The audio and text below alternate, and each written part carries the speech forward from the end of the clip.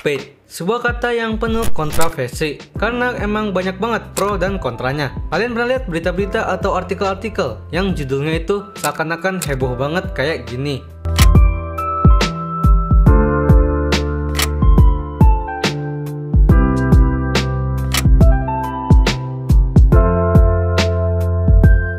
Padahal mah isi beritanya ya biasa aja, atau bahkan nggak sesuai dengan judulnya gitu. Ya, judul-judul berita kayak tadi itu namanya clickbait. Tapi apakah clickbait ini selalu negatif? Apakah emang salah jika seseorang membuat suatu hal yang berbau clickbait? Jadi inilah seni clickbait.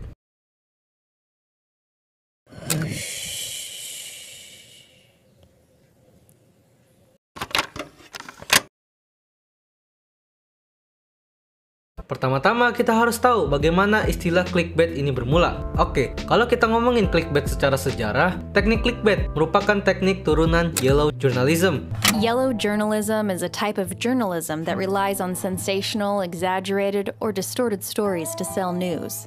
The term was first coined in the last years of the 19th century, during the rivalry of William Randolph Hearst and Joseph Pulitzer. Yang mana yellow journalism ini merupakan jurnal yang menyajikan berita yang gak guna atau risetnya itu gak lengkap lah.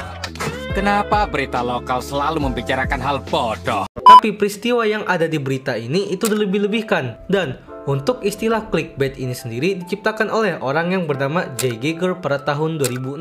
Intinya, istilah clickbait ini udah ada sebelum dunia konten video merajalela seperti sekarang. Terus, emang clickbait ini artinya apaan? Sebenarnya pengertian clickbait udah pernah gue singgung di video kenapa iklan game banyak yang cringe dan clickbait, jadi cek aja. Tapi intinya, clickbait atau umpan klik adalah sebuah gaya membuat judul yang menarik perhatian audiens, entah itu pembaca atau penonton dan lain-lain, untuk mengklik atau membuka konten atau berita yang disajikan. Itu menurut pengetahuan umum. Kalau menurut Oxford Dictionary, clickbait memiliki arti konten yang memiliki tujuan utama untuk menarik perhatian dan mendorong pengunjung untuk mengunjungi halaman tersebut. Pokoknya sebuah teknik yang bisa menarik banyak audiens lah. So ya, ternyata clickbait dari dulu udah membuktikan bisa menaikkan rating sebuah media hingga zaman era sosmed sekarang. Kalian pasti sering lah lihat artikel-artikel berita yang judulnya itu heboh banget. Atau yang gak usah jauh-jauh dulu deh, kita ambil contoh di YouTube misalnya. Tujuan semua orang untuk membuat sebuah video di YouTube itu udah pasti agar video mereka bisa rame.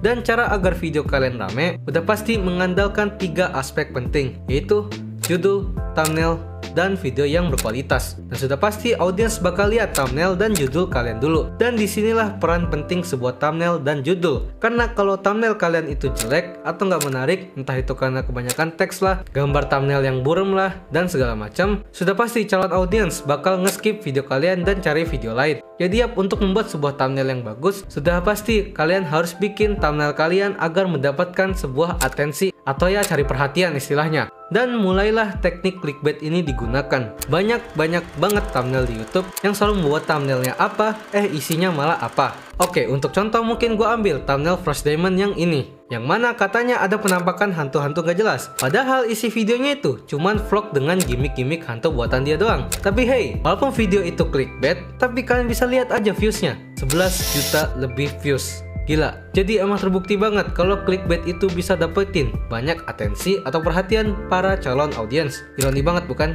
Mungkin ini yang bikin orang-orang Indonesia makin banyak percaya berita hoax kali ya. Saya pertanyaan terakhir, apakah clickbait ini salah dan merupakan hal yang negatif? Dan apakah boleh dilakukan?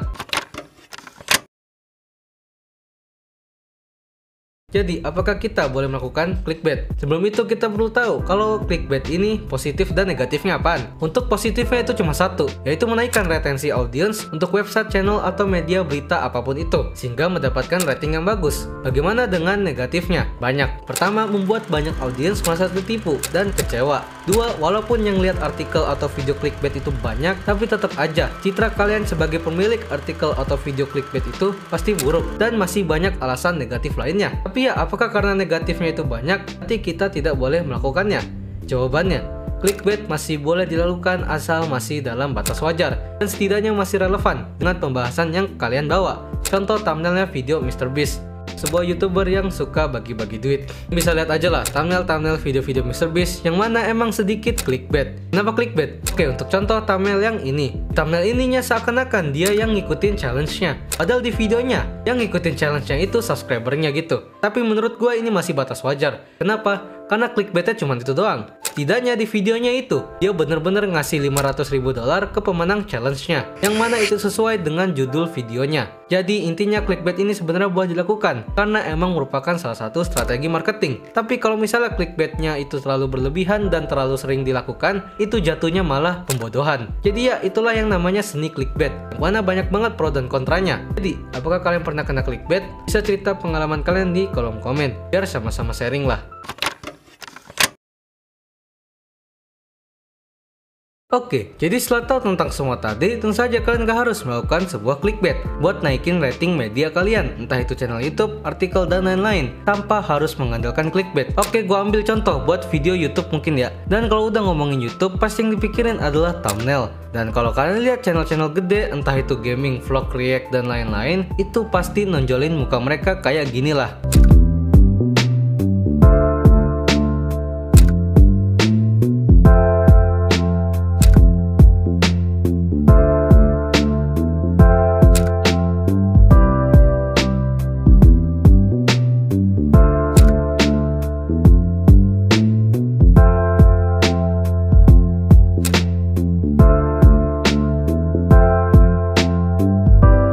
Dan mereka bikin thumbnail seperti itu karena memang mereka udah punya personal branding yang bagus. Jadi orang bakal ngeklik karena emang udah tahu gitu muka yang di thumbnail itu siapa. Tapi ini agak kurang sreg bagi para channel yang baru mulai, karena ya orang-orang masih belum kenal kalian itu siapa. Jadi kalau bisa maksimalin aja visual buat thumbnail kalian di awal-awal. Walau konten kalian itu pakai facecam, nanti setelah personal branding kalian udah bagus, boleh dah tuh kalian naruh muka kalian di thumbnailnya. Dan kalau bisa tambahin teks yang mendeskripsikan isi video kalian. Dan ingat untuk teks jangan panjang-panjang, karena nanti jatuhnya malah annoying thumbnailnya. Jadi intinya bagi kalian yang emang gak mau clickbait, masih bisa ada cara kok buat naikin traffic atau rating channel atau artikel berita kalian gitu.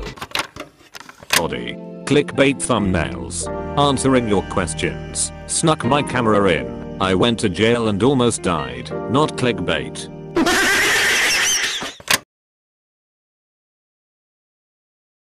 Terima kasih telah menonton video ini. Gimana? Menurut kalian clickbait ini layak apa enggak? Intinya di sini gue cuma mau ngajarin sisi baik buruknya dari si clickbait ini. Jadi kalian bisa tahu lah mana yang clickbaitnya keterlaluan, mana yang masih batas wajar. Sehingga semoga kalian gak gampang percaya atau ketipu sama artikel-artikel atau video yang emang hoax atau clickbait gitu. Jadi jangan lupa subscribe Dazzle. Dah.